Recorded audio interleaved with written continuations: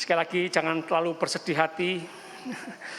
Sebagian kita merasa nggak ada bedanya tahun baru, tahun lama, tahun 21, tahun 22 sama aja.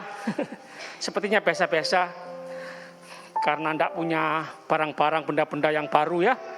Enggak ada baju baru, enggak ada kendaraan baru, enggak ada sofa baru, enggak ada horden baru, enggak ada rumah baru.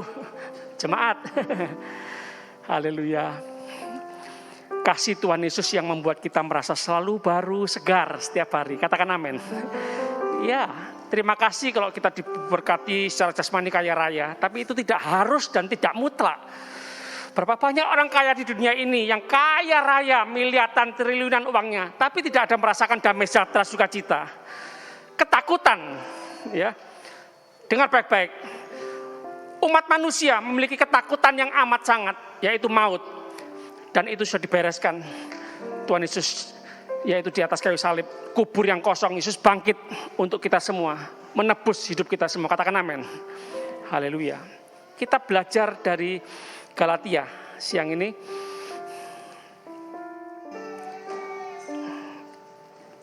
Galatia 4 ayat 12.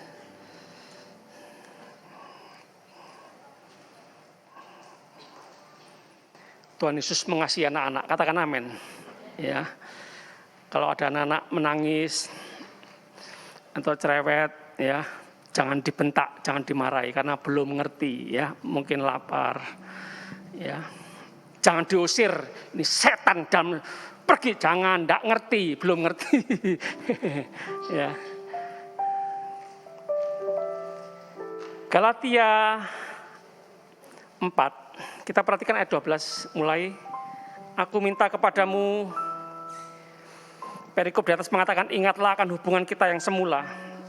Ya, kadang-kadang hubungan kita bisa terganggu, bisa rusak karena ya, ajaran-ajaran baru di sekitar kita.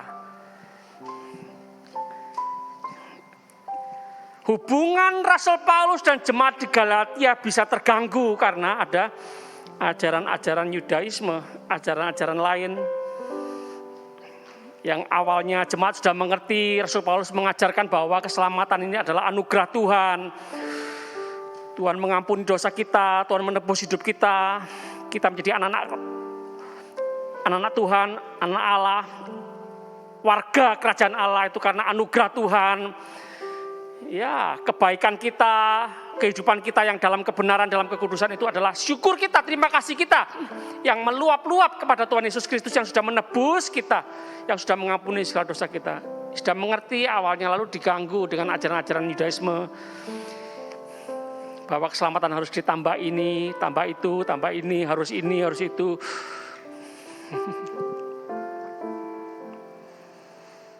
Terganggu hubungan pemimpin dan bawahan, hubungan Rasul Paulus dan jemaat. Aku minta kepadamu saudara, jadilah sama seperti aku, sebab aku pun telah menjadi sama seperti kamu. Belum pernah kualami sesuatu yang tidak baik daripadamu. Kamu tahu bahwa aku pertama kali telah memberitakan Injil kepadamu oleh karena aku sakit pada tubuhku. Ya, kita tahu bahwa Rasul Paulus bertahun-tahun mengalami sakit. Sampai ada kata istilah duri dalam daging. Bisa dikatakan ada gangguan dalam matanya. Ya, minta sama Tuhan kalau boleh Tuhan cabut duri dalam daging ini atau sakit ini ya. Tapi Alkitab berkata, jawaban Tuhan, cukuplah kasih karuniaku bagimu, justru dalam kelemahanlah kamu kuat. Jemaat, diingatkan ya, ketika kita merasa lemah, Tuhan aku tidak kuat Tuhan. Nah, itu bisa jadi kesempatan menikmati kekuatan Tuhan. Dan dunia bisa melihat itu.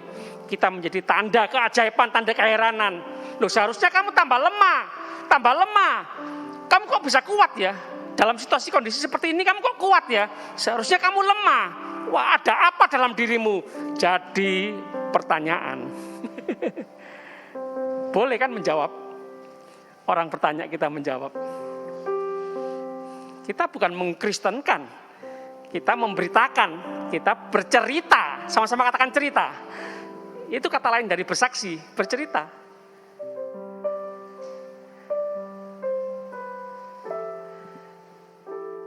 Jadi jawabannya jemaat, kita yang masih mengalami kesulitan, kesukaran, badai hidup,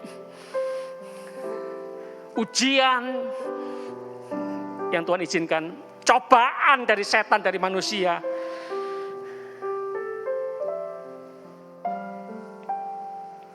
Nah, kalau kita mengerti kehendak Tuhan, rencana Tuhan, ini membuat kita menjadi kesaksian bagi banyak orang.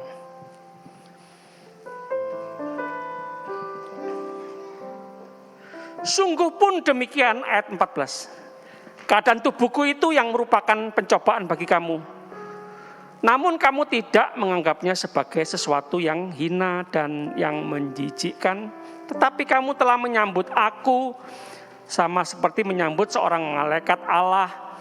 Malahan sama seperti menyambut Kristus Yesus sendiri. Ini hubungan yang harmonis Rasul Paulus dan jemaat pada awalnya, pada mulanya. Benar-benar merasakan Rasul Paulus, kehadiran Rasul Paulus seperti kehadiran Tuhan Yesus.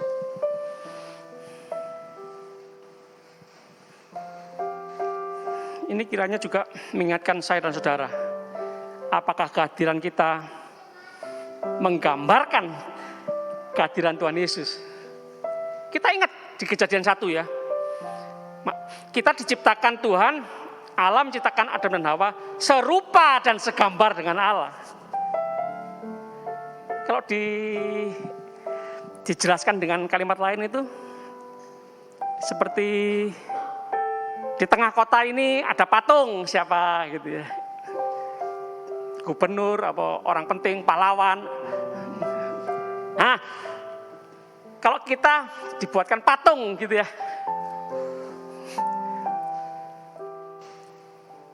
kok jadi bingung saya ya. Gini loh, orang melihat kita, itu kita ini seperti patungnya Tuhan Yesus, seperti sebuah kota ada patung gitu loh. Kalau ada patung Pak Presiden, berarti ini daerah ini kekuasaannya Pak Presiden. Nah, kayak gitu ya. Di kota sepanjang ini ada patungnya Pak Ferry. Ya, berarti Pak Ferry menguasai daerah sepanjang ini gitu loh. Orang ingat bahwa ini daerah kekuasaannya Pak Ferry. Nah, gitu loh. Jadi jangan main-main, saudara. Jangan merendahkan diri saudara. Saudara hadir, itu menunjukkan Tuhan Yesus hadir. Manusia harus tahu, nih Tuhan Yesus hadir nih. Kuasa kegelapan setan iblis harus tahu, nih Tuhan Yesus hadir melalui kehadiran saudara. Kita diciptakan Tuhan segambar dan serupa Allah. Kata lainnya, kita ini patung-patung Allah di dunia ini, kira-kira gitu loh. Kita jadi tanda keajaiban bagi banyak orang. Banyak orang harus seharusnya melihat kasih Tuhan, kuasa Tuhan dalam diri kita.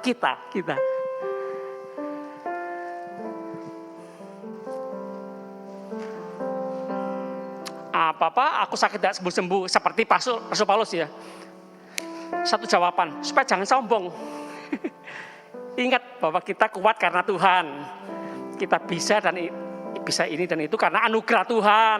Lebih lagi mengandalkan Tuhan gitu loh.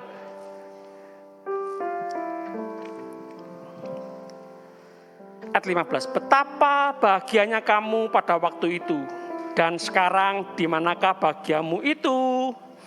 Karena aku dapat bersaksi tentang kamu bahwa jika mungkin kamu telah mencungkil matamu dan memberikannya kepadaku.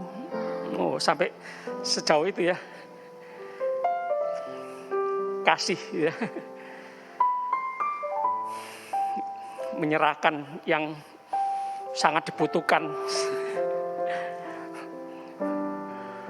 Kok uang, waktu, tenaga, semua. Wah, itu kasih segenap hati, segenap jiwa, segenap kekuatan. Sampai seperti itu kalau jemaat cinta sama pemimpin, cinta sama Rasul Paulus ya. Bagaimana jemaat? Cinta Tuhan, cinta gembala, cinta pekerjaan Tuhan.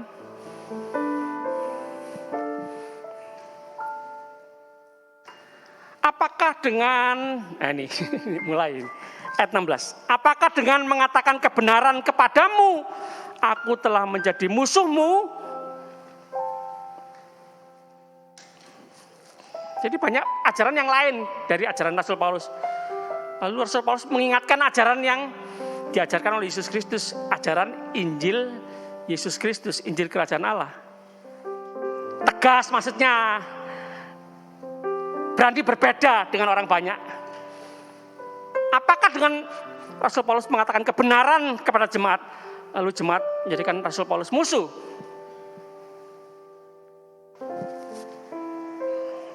Atau kata lainnya, ketika saya berkata, maaf ya, terus terang ya, ini beberapa waktu ini kok masih jemaat banyak yang terlambat ya. Jangan terlambat. Bapak terserah aku. Wes ditegur Pak Modi, tak boleh terlambat. Wes memang gereja cuma di sepanjang, gereja lain bisa. Oh, apa saya salah? Jangan terlambat ya. Apakah dengan mengatakan terus terang, jangan terlambat ya, lalu saya dimusuhi, dimarahi? Setia sama istri, jangan berzina ya. Dimusuhi Pak Gembala.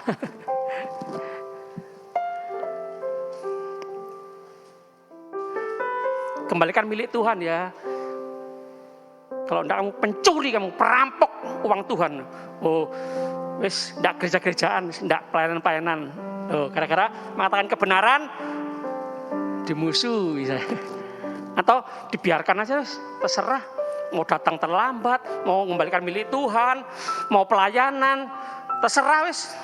Mau hidup kudus apa berzina, berselingkuh, terserah wis. Atau gitu. Mengasihi itu membiarkan dosa atau menegur dosa.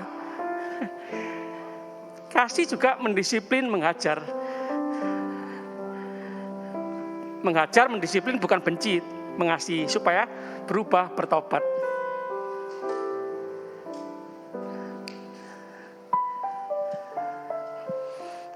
Jemaat yang merasa, Tuhan kok jahat ya, aku gak diberkati, aku gak diberikan banyak rezeki.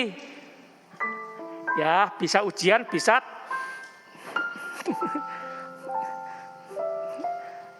rezeki, banyak uang bisa membahayakan diri kita loh, jemaat. Kalau belum siap, itu bisa membahayakan diri kita sendiri. Ayat 16 baca sama-sama. Ayat 16 baca sama-sama. Apakah dengan mengatakan kebenaran kepadamu, aku telah menjadi musuhmu? Jemaat ini agak sulit ya, agak membingungkan. Dalam arti gini loh, ini sehari-hari ya, kita diajak berpikir, kita memutuskan berani menegur atau enggak, berani mengatakan kebenaran enggak, menyuarakan kebenaran, memperkatakan firman, atau kata lainnya menyuarakan suara kenabian gitu loh, teguran, ini salah, ini benar, seharusnya gini, berani enggak? Kadang-kadang kita takut ya, nanti janganlah, nanti tersinggung, nanti dia marah loh. Lebih nurut sama Tuhan atau takut orang lain tersinggung? Nurut sama Tuhan, memperkatakan kebenaran atau takut orang marah? Apalagi yang kita tegur, yang kita harus ingatkan, yang harus kita nasihati, orang kaya, pejabat, yang nyumbang gereja besar, ayo berani negur. Jujur ya, kita orang miskin tegur, berani. Pakai masker yang betul, jangan pelorot. Oh, kenceng ya, keras. Berani. Yang konglomerat enggak pakai masker, berani negur.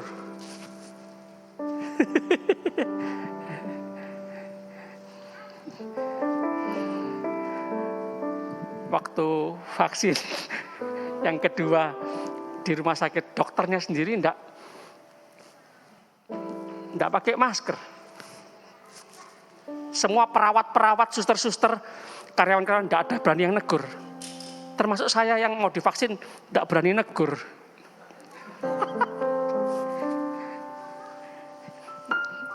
Cleaning service berani tegur ya. Ayo pakai masker. Wah. Apakah dengan mengatakan kebenaran kepadamu aku telah menjadi musuhmu? Ini seringkali kita diproses masalah ini ya. Mama James sering berkata, lebih baik teguran yang nyata daripada kasih yang tersembunyi. Ya, jujur. Tanda mengasihi adalah menegur. Sahabat sejati adalah menegur. Berani memukul istilahnya untuk kebaikan, untuk menyadarkan, untuk kembali ke jalan yang benar. Mereka dengan giat ayat 17 berusaha untuk menarik kamu tetapi tidak dengan tulus hati. Iya. Pengajar-pengajar sesat lainnya selain Rasul Paulus ingin menarik jemaat di Galatia. Ada motivasi-motivasi lain, tidak tulus hati. Kalau Rasul Paulus tulus hati karena melakukan kehendak Tuhan, menggembalakan, membimbing, memimpin jemaat di Galatia dengan tulus hati, tidak ada motivasi lain. Karena mereka mau mengucilkan kamu supaya kamu dengan giat mengikuti mereka. Memang baik kalau orang dengan giat berusaha menarik orang lain dengan perkara-perkara yang baik, asal pada setiap waktu dan bukan hanya bila aku ada di antaramu. 19. Sama-sama.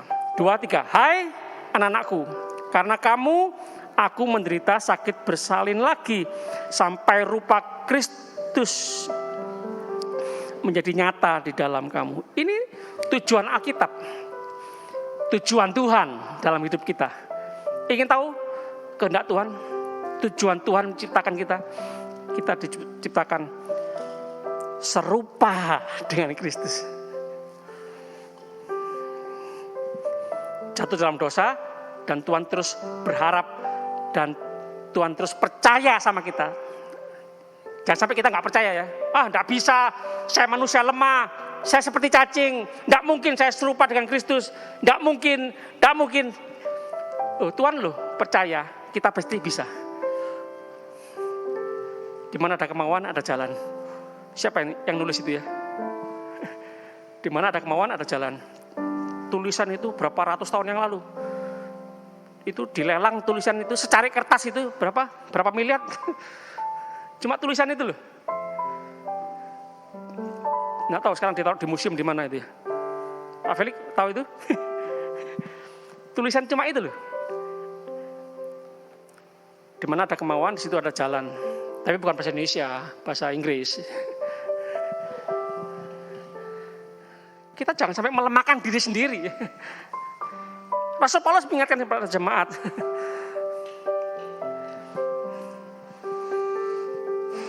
Seharusnya, dan kamu pasti bisa, menjadi serupa dengan Kristus. Ku mau sepertimu, Yesus.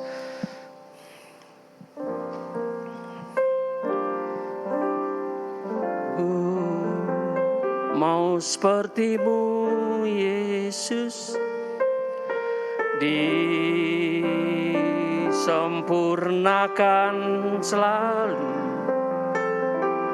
dalam segenap jalanku, memuliakan namamu. Jangan main HP terus. Ayo bangun pagi, ayo rapikan tempat tidur, ayo bantu mama, papa, nyapu, ngepel, nyuci-nyuci, ayo. Katanya kamu mau keluar negeri, nanti keluar negeri harus mandiri loh, nggak ada pembantu loh. Cerewet, orang tua cerewet loh. Diajar kebenaran, apakah dengan mengatakan kebenaran aku jadi musuhmu? Kalau nggak cinta dibiarkan ya. Terserah kamu. Mau jongkir balik ya. Mau pulang nggak pulang, mau makan nggak makan, mau tidur nggak tidur, mau kerja nggak kerja, mau belajar nggak kerja. Mau belajar nggak kerja, mau belajar nggak belajar. Terserah. Nah itu apa kasih? Kasih itu menegur. Sini nggak ada ya anak-anak yang ngomong mama cerewet, nggak ada. Sini anak-anak baik-baik nurut semua. Ya. Apa? Kalau ada bertobat. Oh iya betul.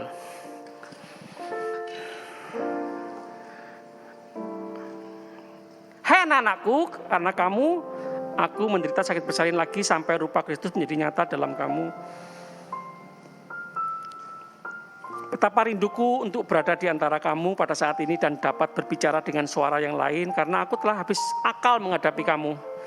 Ya, ini kemanusiaan Rasul Paulus ya, kadang-kadang merasa seperti kita orang tua ya, merasa habis akal ya. Gimana ini cara jemaat supaya dewasa, supaya mau hidup dalam kebenaran, supaya nurut, supaya taat.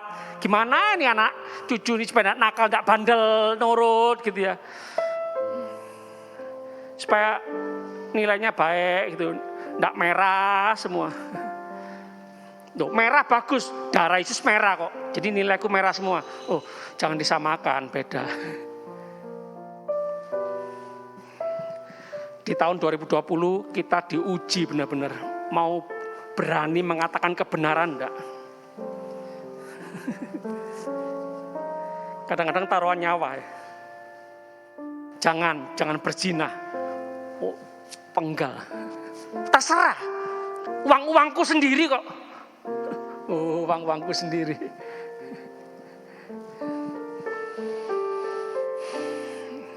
Tubuh-tubuhku sendiri kok.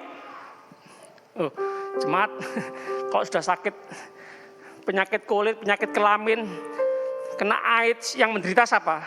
Keluarga juga ikut menderita, betul? Jangan merokok. Rokokku sendiri, uangku sendiri. Nanti kalau sakit, keluarga ikut merasakan, ikut merawat, bukan? Yang ikut menderita juga keluarga juga, bukan? Saya undang para pelayan Perjamuan Kudus maju ke depan.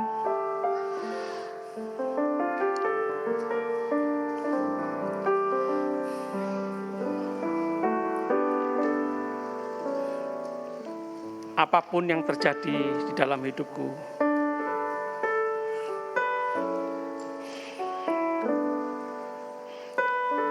di tahun 2022 Tuhan menolong kami semua seluruh jemaat Tuhan untuk hidup sesuai firman Tuhan, sesuai kebenaran Tuhan.